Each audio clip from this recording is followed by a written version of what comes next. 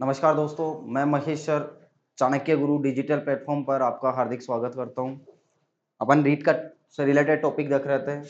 आज अपन एक नया टॉपिक लेते हैं। टॉपिक का नाम है बल एवं गति। टॉपिक का नाम है बल एवं गति। तो अपन बात करते हैं, टॉपिक लिखते हैं सबसे पहले फोर्स एंड मोशन। बल एवं गति। अब यहां से अपन बात करते हैं बल एवं गति वाले से। तो यहाँ पे अपन सबसे पहले बात करते हैं बल के बारे में, फोर्स। और फोर्स का मतलब होता है बल। हम बात करेंगे बल होता क्या है।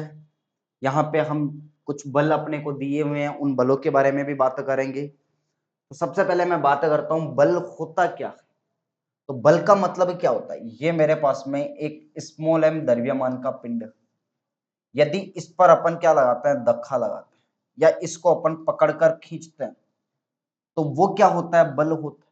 तो बल होता क्या, तो किसी पिंड पर धक्का लगाना या उसको खींचना क्या कहलाता है, बल कहलाता है।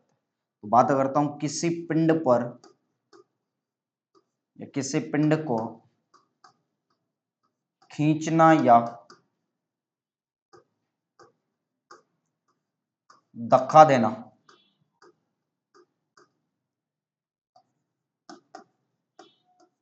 बल कहलाता है। अब हम इस पिंड पे जैसे ही अपन धक्का देंगे तो इसमें क्या जनरेट होगा, एक्सेलरेशन जनरेट होगा, त्वरण उत्पन्न होगा। तो यहां से अपन बात करते हैं कि बल बराबर क्या होता है। तो बल बराबर होता है द्रव्यमान गुणा त्वरण। तो बल का फॉर्मूला क्या निकल गया अपने पास में, द्रव्यमान गुणा त्वरण का गुणनफल किसके बराबर होता है, बल के बराबर होता है। अब बात करते हैं बल एक कैसी राशि है, सदिश राशि, वेक्टर राशि है। और अपन को पता है कि वेक्टर होने के लिए तीन चीजें जरूरी हैं। तो वेक्टर अपन कब कह सकते हैं, एक तो होगा उसमें डायरेक्शन हो, दिशा हो, साथ में क्या हो, उसमें मैग्नीट्यूड हो, उसका परिमाण हो, और एक होता है उसकी एडिशन का नियम, योग का नियम लगे। ये तीन चीजें अगर किसी भौतिक राशि में है तो उनको अपन कौन सी भौतिक राशि, सदिश राशि कहते हैं।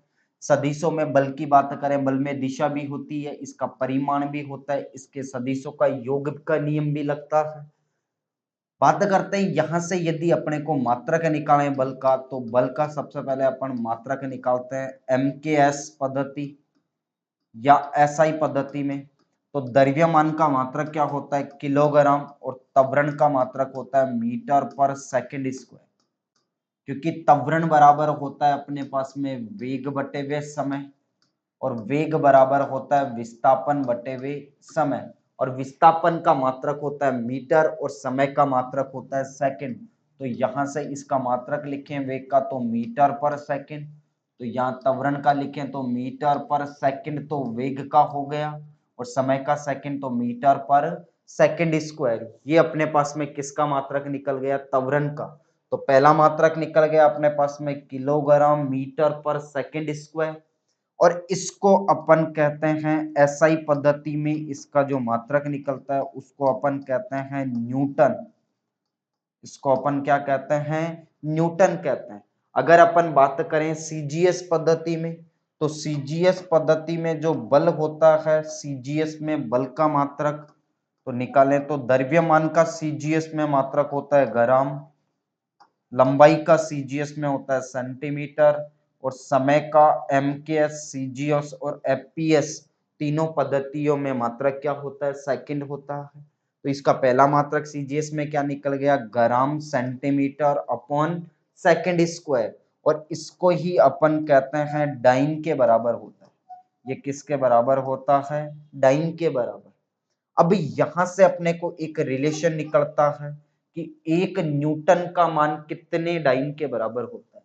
तो एक न्यूटन का मान अपने को डाइन में निकालना है, तो एक न्यूटन बराबर होता है, तो एक न्यूटन बराबर क्या होगा, इसको अपने को सीजीएस में बदलना है।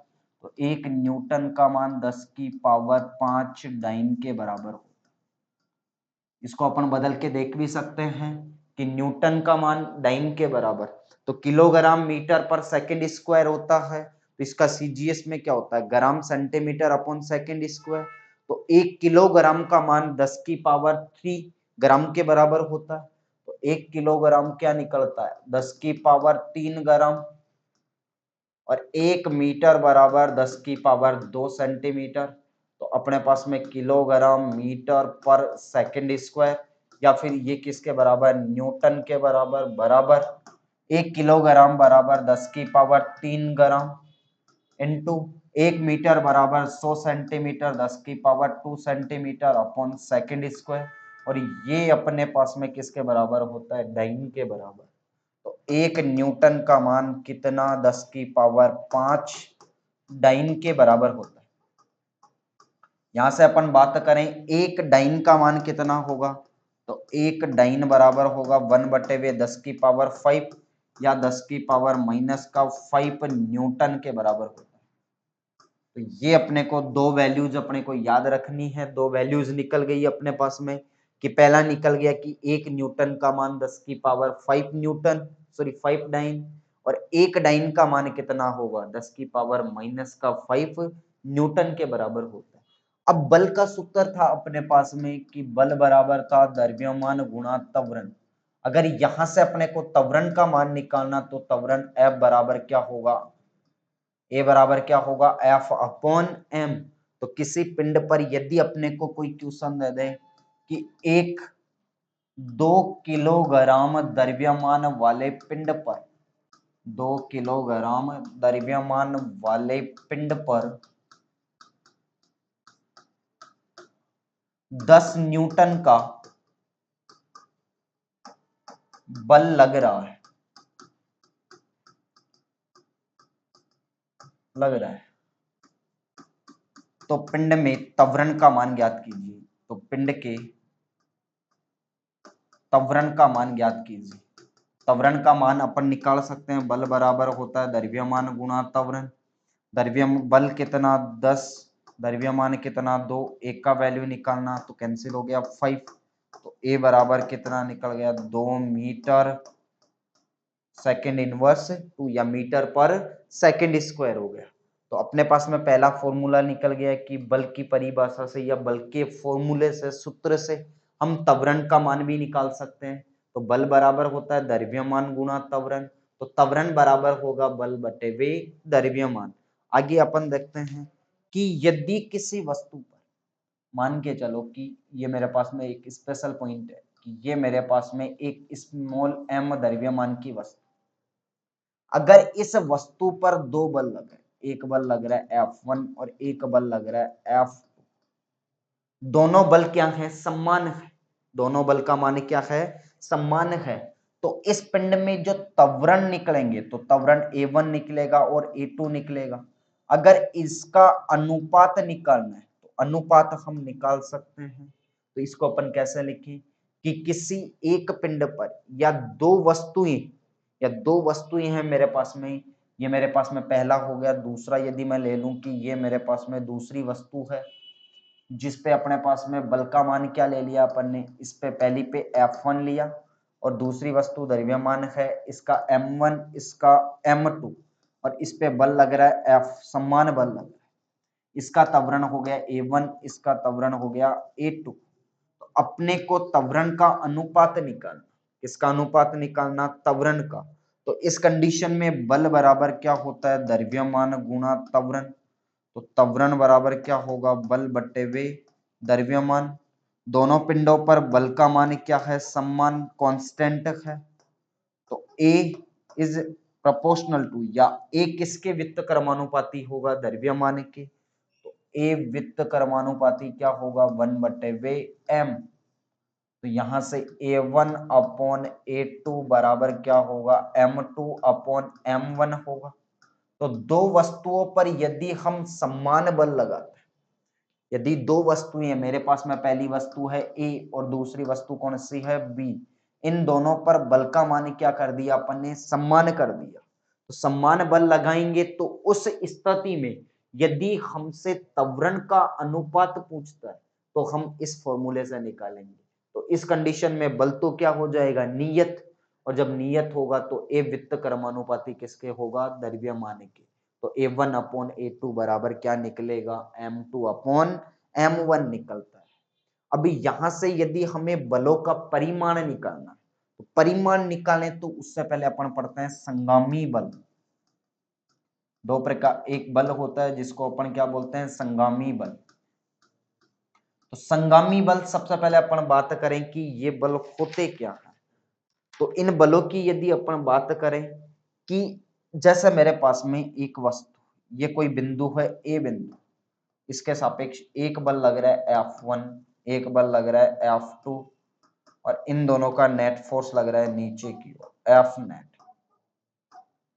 तो संगामी बल क्या होंगे, तो संगामी बलों का मतलब होता है कि वे बल जो किसी निश्चित बिंदु से, ये बिंदु एक निश्चित बिंदु हो गया और इस निश्चित बिंदु के अनुदिश विभिन्न दिशाओं में लग रहे हैं, इन बलों को अपन कौन सा बल कहते हैं, संगामी बल कहते हैं। और संगामी बलों के लिए यदि अपने पास में ये थीटा दिया हुआ है तो अपन बल का परिमाण भी निकाल सकते हैं। तो सदिशों का परिमाण या बल का परिमाण निकालें तो एफ नेट बराबर क्या होगा अपने पास में, अंडर रूट F1 का स्क्वायर प्लस F2 का square plus 2F1 F2 cos theta. तो हम कह सकते हैं कि संगामी बलों की सहायता से, तो मैं पहला पॉइंट लिख रहा हूं कि संगामी बलों की सहायता से बलों का परिमाण निकाला जाता है। संगामी बलों की सहायता से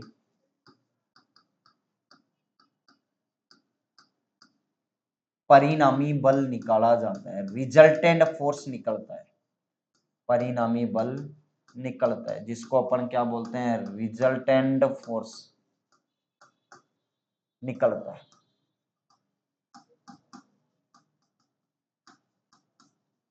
सेकेंड नंबर पे अपन बात करें कि संगामी बल क्या होते हैं, तो वे बल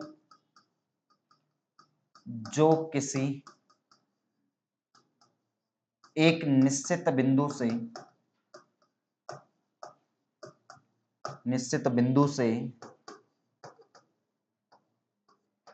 विभिन्न दिशाओं में लगते हैं, विभिन्न दिशाओं में लगते हैं, उनको अपन कौन सा बल कहते हैं, संगामी बल कहते हैं। कि ये अपने पास में एक पर्टिकुलर पॉइंट हो गया ए पॉइंट, और इससे अपने पास में दो बल लग रहे हैं, एक लग रहा है F1 एक F2, दोनों के बीच में एंगल कितना, थीटा डिग्री का। तो यहां से हम किसका मान निकाल सकते हैं, संगामी बलों का मान निकाल सकते हैं। तो आगे अपन बात करते हैं, आगे अपन टॉपिक लेते हैं फोर्स। भाई अपना टॉपिक था मोशन, फोर्स एंड मोशन, इसमें अपन बलों की बात करते हैं। तो एक नंबर पे हम बल पढ़ते हैं जिसका नाम है ग्रेविटेशनल फोर्स। तो पहला बल पढ़ते हैं ग्रेविटेशनल फोर्स, ग्रेविटेशनल फोर्स, जिसको अपन क्या कहते हैं, गुरुत्वाकर्षण बल। कौन सा बल हो गया, गुरुत्वाकर्षण बल, गुरुत्वाकर्षण बल। तो गुरुत्वाकर्षण की बात करें तो हम, गुरुत्वाकर्षण बल होता क्या है, तो सबसे पहले इस गुरुत्वाकर्षण बल का प्रतिपादन किया न्यूटन ने। तो गुरुत्वाकर्षण बल का प्रतिपादन करने वाला कौन था, सर आइजैक न्यूटन थे। गुरुत्वाकर्षण का बल क्या होता है, ये मेरे पास में एक स्मॉल एम द्रव्यमान की पिंड, अगर इसको अपन पृथ्वी सतह से ऊपर फेंकते हैं तो पृथ्वी के केंद्र की ओर क्या लगता है, एक बल लगता है, और इस बल को अपन कौन सा बल कहते हैं, गुरुत्वाकर्षण बल। तो गुरुत्वाकर्षण बल में हम कह सकते हैं कि जब किसी पिंड को पृथ्वी सतह से ऊपर फेंका जाता है तो पृथ्वी के केंद्र की ओर लगने वाले बल को कौन सा बल कहते हैं, गुरुत्वाकर्षण बल कहते हैं। तो बात करते हैं गुरुत्वाकर्षण बल की, अगर अपन प्रकृति की बात करें तो इसकी नेचर कैसी होती है, तो प्रकृति के बारे में बात करें तो इसके लिए एक ट्रिक होता है कि आओ दादा सलाम करें, आओ दादा सलाम करें, ये गुरुत्वाकर्षण बल का एक ट्रिक हो गया कि आओ दादा सलाम करें। अब इसको अपन इसमें गुरुत्वाकर्षण बल की प्रकृति है, तो सबसे पहले मैं बात करूं आओ का मतलब होता है इसकी प्रकृति कैसी होती है, आकर्षण प्रकृति। ये हमेशा वस्तुओं को क्या करता है, आकर्षित करता है। सेकंड नंबर पे बात करें दादा, दादा का मतलब होता है दुर्बल बल। प्रकृति में चार बल पाए जाते हैं। पहला बल होता है विद्युत या चुंबकीय बल, नंबर दो पे होता है गुरुत्वाकर्षण बल, तीन नंबर पे होता है नाभिकीय बल और चौथा बल होता है दुर्बल बल। तो प्रकृति का सबसे कमजोर बल कौन सा बल होता है, गुरुत्वाकर्षण। इस कारण इसको अपन वीक फोर्स या सबसे कमजोर बल भी कहते हैं, सबसे कमजोर बल भी कहते हैं। आगे तीन नंबर सलाम, सलाम का मतलब होता है संरक्षी बल।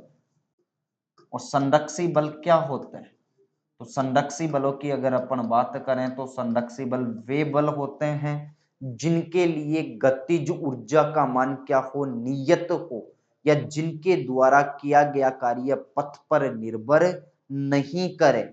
उन बलों को अपन कौन से बल कहते हैं, संरक्षी बल कहते हैं। तो इनके लिए अपन कह सकते हैं कि जो गतिज ऊर्जा होगी उस गतिज ऊर्जा का मान क्या होगा, नियत होगा, तथा जो कार्य होगा, जो कार्य किया जाता है, तो कार्य किस पर निर्भर नहीं करता, पथ पर निर्भर नहीं करता।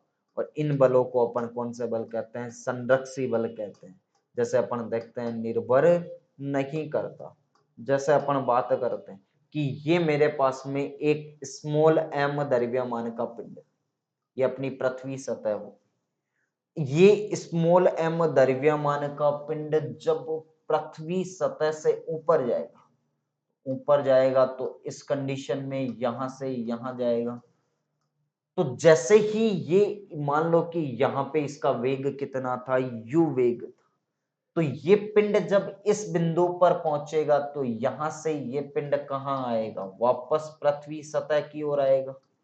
तो इस कंडीशन में इसका द्रव्यमान भी स्मॉल एम और यू प्रारंभिक वेग या वेग का मान भी क्या हो गया, नियत हो गया। तो इस कंडीशन में इस स्मॉल एम द्रव्यमान वाले पिंड की जो गतिज ऊर्जा होगी उस गतिज ऊर्जा का मान क्या होगा, नियत होगा। या इस पिंड को जब अपन पृथ्वी सतह से ऊपर लेकर जाएंगे तो ये बल या ये स्मॉल एम द्रव्यमान का पिंड पुनः पृथ्वी पर लौटकर आ जाएगा। इस कारण इन बलों को अपन कौन से बल कहते हैं, संरक्षी बल कहते हैं। एक होता है असंरक्षी, जैसे अपन घर्षण बल की बात करते हैं, तो एक पिंड गति करके आगे चला गया तो वो पिंड कभी भी पीछे या अपनी प्रारंभिक अवस्था में नहीं आता। और जो असंरक्षी बल होते हैं, नॉन कंजर्वेट फोर्स होते हैं, उनके द्वारा जो कार्य किया जाता है वो पथ पर निर्भर करता है। तो ये पिंड जैसे ही ऊपर गया तो वापस कहाँ आ गया, अपनी प्रारंभिक अवस्था में आ गया। तो इसका जो ये पथ बनता है या ये जो कार्य होगा, ये कार्य कभी भी पथ पर निर्भर नहीं करेगा। इसलिए गुरुत्वाकर्षण बल को अपन कौन सा बल कहते हैं, संरक्षी बल कहते हैं। चार नंबर पे अपन बात करते हैं करे, करे का मतलब होता है केंद्रीय बल। तो केंद्रीय बल का मतलब होता है वे बल जो केंद्र की ओर लगते हैं, उन बलों को अपन कौन सा बल कहते हैं, केंद्रीय बल। तो ये थी अपने पास में गुरुत्वाकर्षण बल की प्रकृति के बारे में कि पहला ये आकर्षण करता है, आकर्षण करता है कि किसी भी पिंड को ऊपर फेंकते हैं तो पृथ्वी के केंद्र की ओर क्या लगता है, बल लगता है।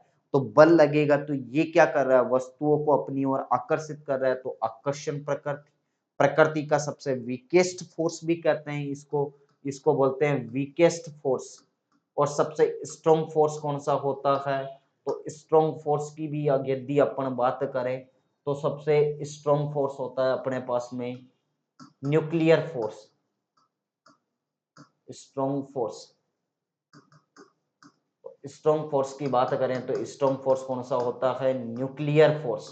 तो प्रकृति का सबसे प्रबल बल कौन सा होता है, नाभिकीय बल। और सबसे कमजोर बल कौन सा होता है, गुरुत्वाकर्षण बल। तो ये थी इसकी प्रकृति। आगे अपन बात करते हैं कि गुरुत्वाकर्षण बल होता क्या है। या इसमें अपन कैसा कैसे कुछ वैल्यूज होती हैं उनके बारे में बात। जैसे ये मेरे पास में एक स्मॉल m द्रव्यमान का, ये हो गया मेरे पास में स्मॉल m2 द्रव्यमान का। अगर इन दोनों के बीच की डिस्टेंस अपन ले ले कि x है, कि इन दोनों पिंडों के बीच की दूरी क्या ले ली अपन ने, x ले ली, तो ये जो गुरुत्वाकर्षण बल होता है, तो ये गुरुत्वाकर्षण बल इन दोनों पिंडों के द्रव्यमान क्या क्या होगा, समानुपाती। तो गुरुत्वाकर्षण बल समानुपाती किसका, द्रव्यमान का।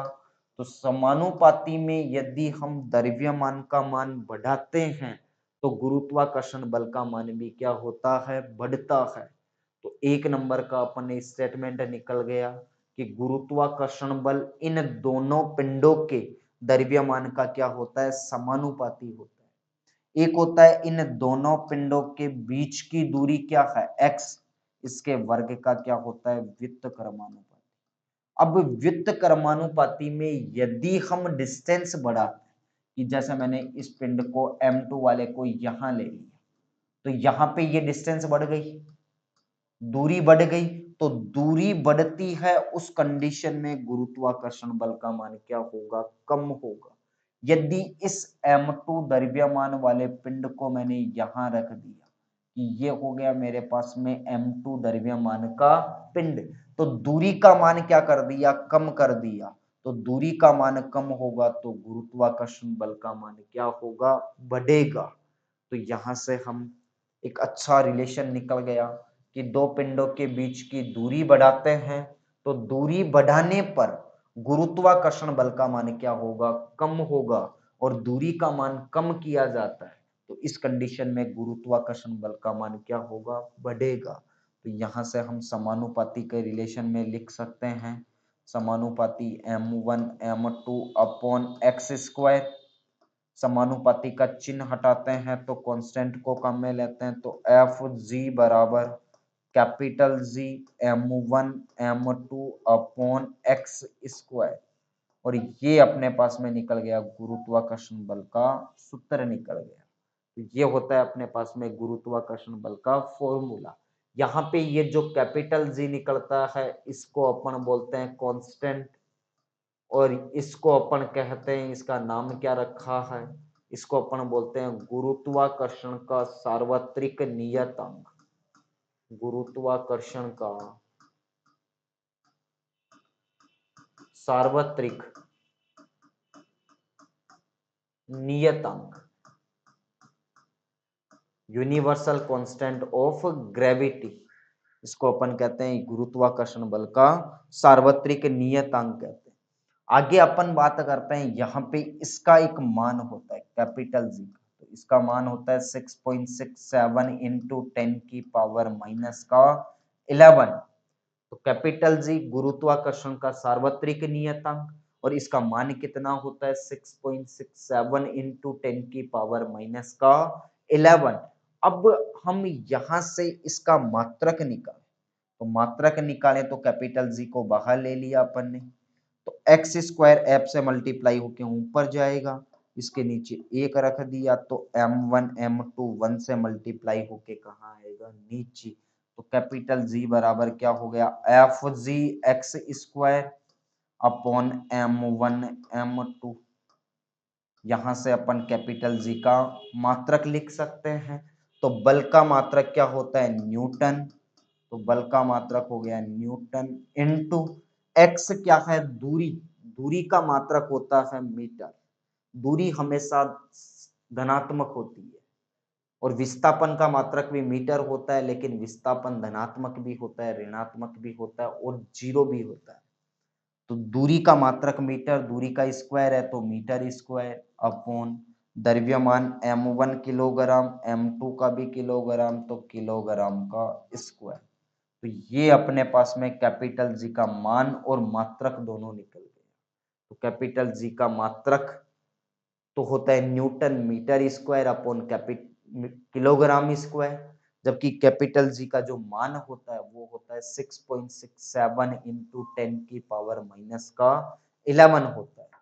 अब हम बात करते हैं कि ये जो कैपिटल जी का जो मान दिया था, इस कैपिटल जी का मान देने वाले वैज्ञानिक का नाम था हेनरी कैवेंडिश ने दिया।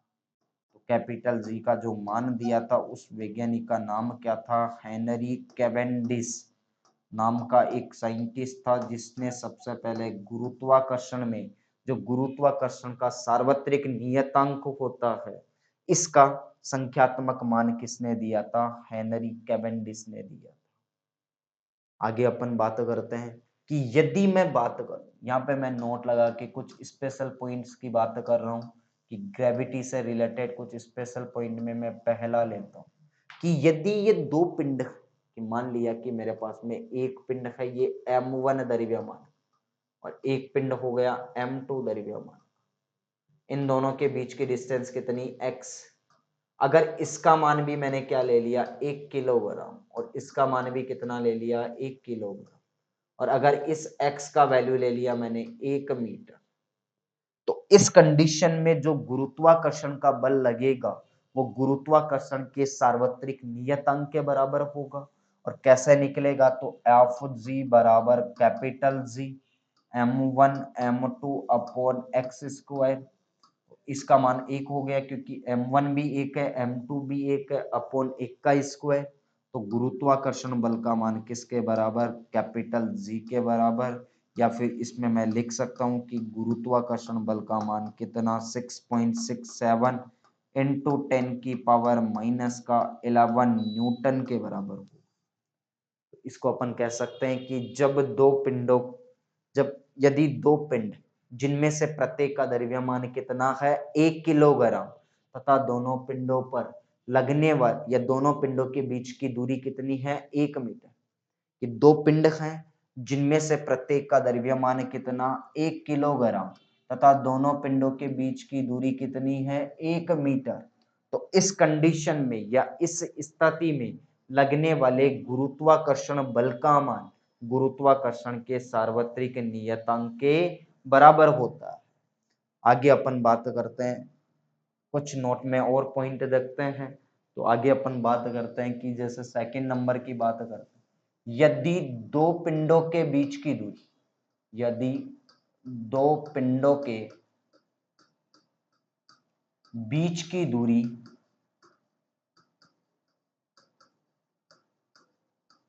आधी कर दी जाती, आधी कर दी जाती है, तो गुरुत्वाकर्षण बल का मान अपने को निकाल। तो अभी अपन ने देखा कि दो पिंडों के बीच की दूरी यदि अपन आधी करें तो गुरुत्वाकर्षण बल दूरी के वर्ग का क्या होता है? व्युत्क्रमानुपाती क्रमानुपाती होता है। अगर अपन दूरी को आधा कर दिया, मतलब दूरी को कम कर दिया, तो गुरुत्वाकर्षण बल का मान क्या होगा? बढ़ेगा। तो यहां से अपन देख सकते हैं गुरुत्वाकर्षण बल एफ जी बराबर डैश ले लेते, capital G m1 m2 upon x by 2 का होल स्क्वायर। तो दो ऊपर जाएगा तो कितना हो जाएगा? तो गुरुत्वाकर्षण बल कितने गुना बढ़ गया? 4 गुना।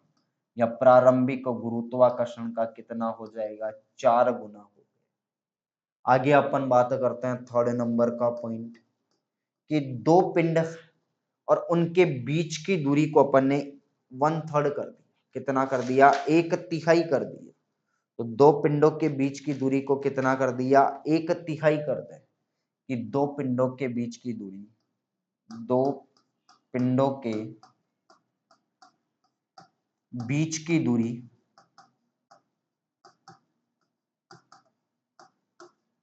1/3 करने पर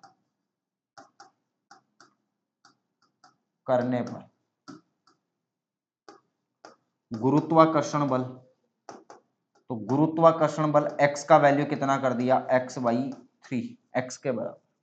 तो इस कंडीशन में गुरुत्वाकर्षण बल कितने गुना? यहां से अपन x का पावर यहां लिखेंगे x/3 का होल स्क्वायर।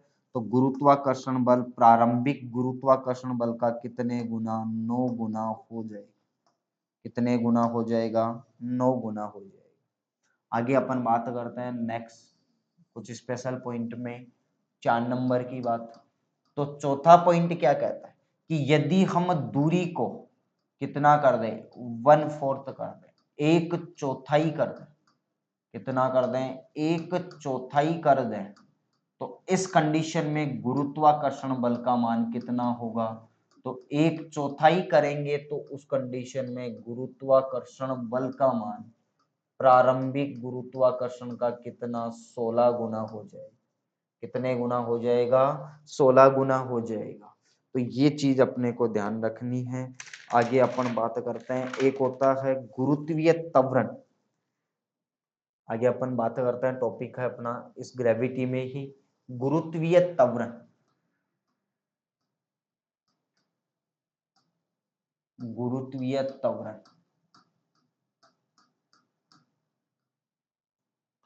तो गुरुत्वीय त्वरण का मतलब क्या होता है? तो गुरुत्वीय त्वरण की कोई भी पिंड है, यदि वो गुरुत्वीय कर्षण में, या कोई भी पिंड है, कोई भी वस्तु है, यदि गुरुत्वाकर्षण में गति कर रही, तो उस पिंड के वेग में समय के साथ जो परिवर्तन होता है उसको अपन क्या कहते हैं? गुरुत्वीय त्वरण कहते हैं। यहां से हम बात करते हैं, इसको स्मॉल g से प्रदर्शित करते हैं। इसका जो फॉर्मूला होता है g me/r e का स्क्वायर। तो गुरुत्वाकर्षण बल का फॉर्मूला क्या निकल गया? g me/r e का स्क्वायर। यहाँ पे ये जो कैपिटल G होता है, ये होता है गुरुत्वाकर्षण का नियतांक, और जिसका मान अपने को पता है कितना होता है, 6.67 इंटू 10⁻⁻11। और यूनिट की बात करें तो newton metre square upon kilogram square. M E का मतलब होता है पृथ्वी का द्रव्यमान, पृथ्वी का द्रव्यमान। और पृथ्वी का जो द्रव्यमान होता है वो कितना होता है? तो पृथ्वी का द्रव्यमान होता है 6 इंटू 10⁻24 किलोग्राम। आर ई की बात करें तो आर ई का मतलब होता है पृथ्वी की त्रिज्या, पृथ्वी की त्रिज्या। और पृथ्वी की त्रिज्या होती है कितनी? 6400 किलोमीटर, या फिर मीटर में चेंज करें तो अपने पास में 6.4 इंटू 10⁻6 मीटर के बराबर। क्योंकि 1 किलोमीटर का मान कितना होता है? 10⁻3 मीटर के बराबर होता है। 1 किलोमीटर कितना होता है? 10⁻3 मीटर के बराबर।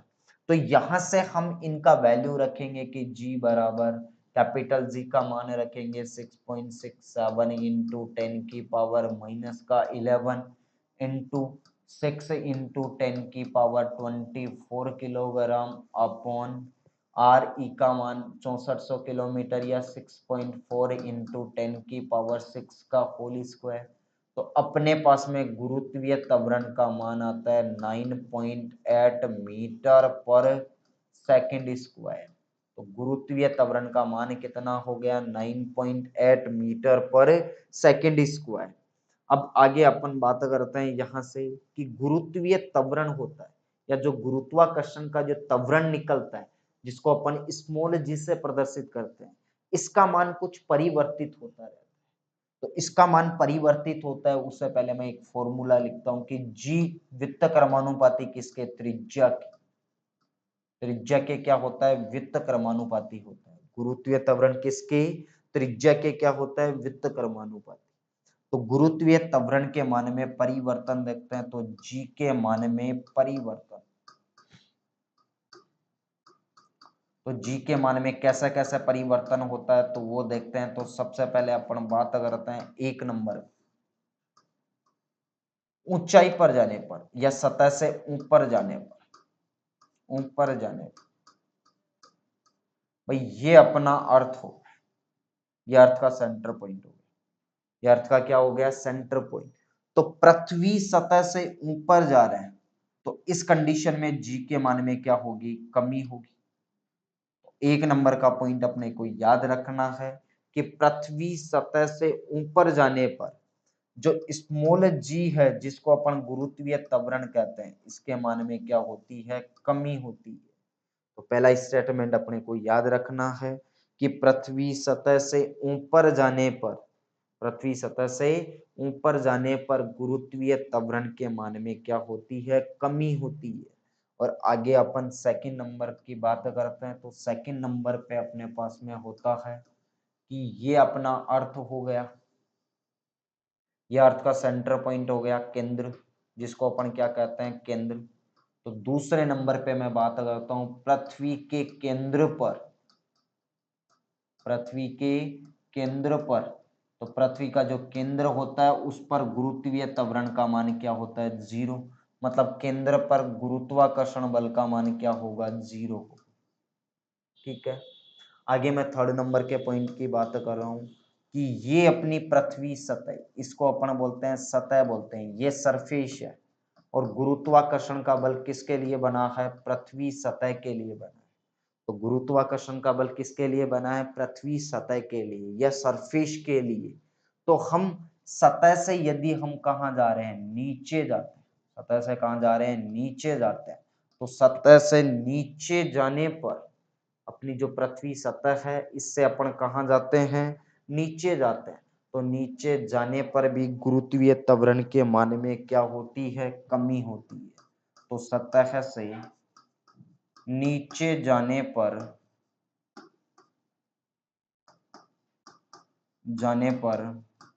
जी के मान में क्या होती है, कमी होती है। आगे अपन बात करते हैं 4 नंबर पे। ये पृथ्वी का सेंटर पॉइंट, पृथ्वी के केंद्र से बीचों बीच क्या निकलती है, विषुवत रेखा, इक्वेटर लाइन, इसको अपन क्या बोलते हैं, इक्वेटर लाइन, जिसको अपन हिंदी में बोलते हैं विषुवत रेखा। और ये हो गया पृथ्वी के दो ध्रुव होते हैं, एक होता है उत्तरी ध्रुव और एक होता है दक्षिणी ध्रुव।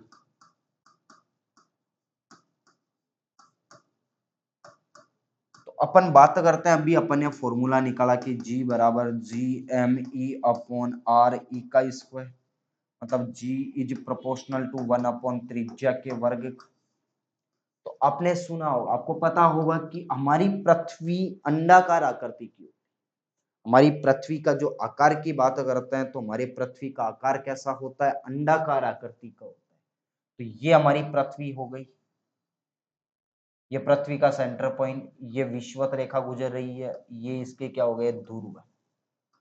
तो इनको, इसको मैं बोलता हूं नॉर्थ पोल, एन पोल, और ये हो गया अपने पास में दक्षिणी ध्रुव, साउथ पोल। और ये हो गया विषुवत रेखा, इसको अपन क्या बोलते हैं, विषुवत रेखा। यहां से यहां तक की त्रिज्या को अपन बोल देते हैं विषुवत रेखा की त्रिज्या, और ये वाली त्रिज्या होती है, इसको अपन बोल देते हैं ध्रुव की त्रिज्या। तो यहां से अभी अपन ने एक रिलेशन निकाला कि जी वित्त क्रमानुपाती होता है त्रिज्या के वर्ग, मतलब त्रिज्या का मान ज्यादा होगा तो गुरुत्वीय त्वरण का मान क्या होगा, कम होगा।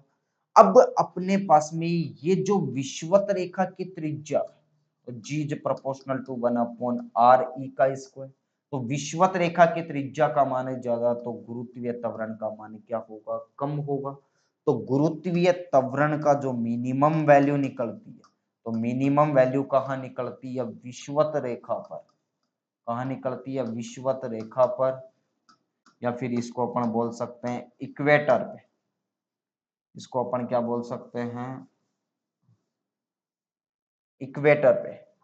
विषुवत रेखा को अपन क्या बोल सकते हैं, इक्वेटर पे, इक्वेटर लाइन पे। अपन बात करते हैं कि ध्रुवों की त्रिज्या विषुवत रेखा की त्रिज्या से कम है। त्रिज्या का मान कम होगा तो गुरुत्वीय त्वरण का मान कैसा होगा, मैक्सिमम, अधिकतम। तो गुरुत्वीय त्वरण का जो मैक्सिमम वैल्यू निकलेगी, वो मैक्सिमम वैल्यू कहाँ निकलेगी, ध्रुवों पर निकलेगी। कहां पर होती है, ध्रुवों पर।